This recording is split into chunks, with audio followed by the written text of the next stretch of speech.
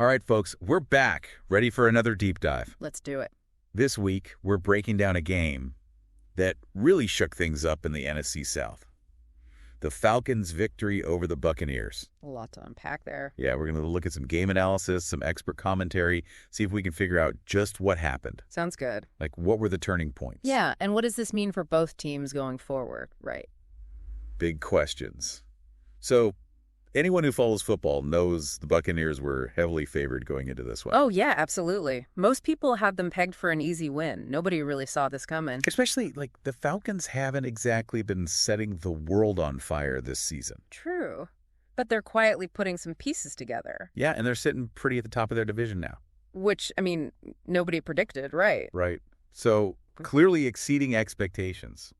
What do you think, what's clicking for them? Well, I think Desmond Ritter's development as a quarterback has been huge. Yeah, he's really coming into his own. In this game especially, his ability to extend plays was impressive. And I don't just mean scrambling. He was keeping his eyes downfield, buying time for receivers to get open. He wasn't panicking under pressure.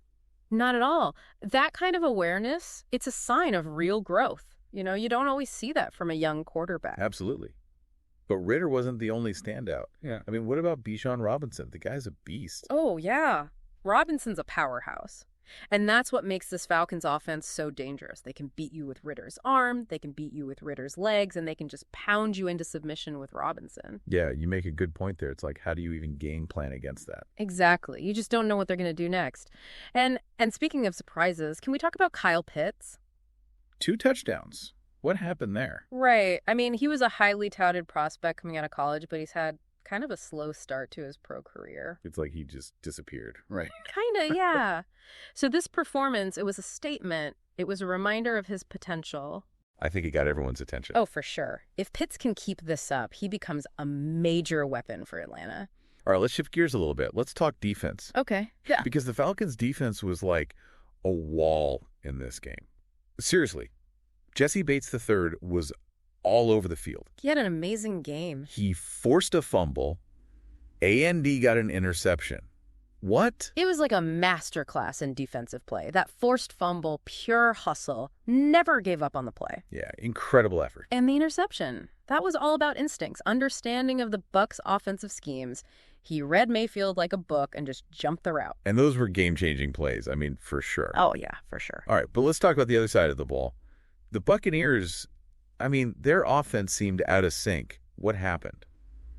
Yeah, it wasn't pretty. Look, Baker Mayfield had some good moments, but he also made some crucial mistakes, missed throws, some poor decisions. You're saying it just wasn't his day? Pretty much. And their defense. That's usually their strong suit. Right. They just weren't generating turnovers. And that really let the Falcons control the pace of the game.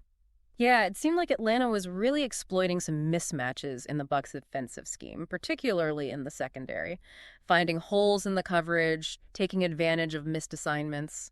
So bottom line, where does this win leave the two teams in the NFC South? Well, the Falcons are in control right now. They're sitting atop the division. Makes sense. They've got a 1-game lead. This win, it sends a message to the rest of the division.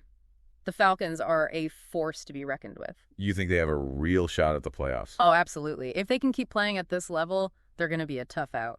That's exciting. Yeah. But, it's still early in the season, right? Anything can happen. Always does. The Bucs, though, they need to figure some things out. They need to get their offense back on track, or a playoff spot is looking pretty far off. No question. So, to recap, the Falcons won because of a balanced offense, suffocating defense, and key players stepping up when it mattered most. The Buccaneers, well, they've got some work to do. They do. So as you watch the rest of the season unfold, here's something to think about.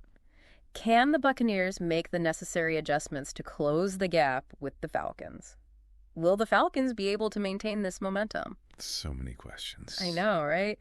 This divisional race, it's going to be one to watch. It's going to be a wild ride. Thanks for breaking it all down. Anytime. And for all you listeners out there, keep those helmets strapped on.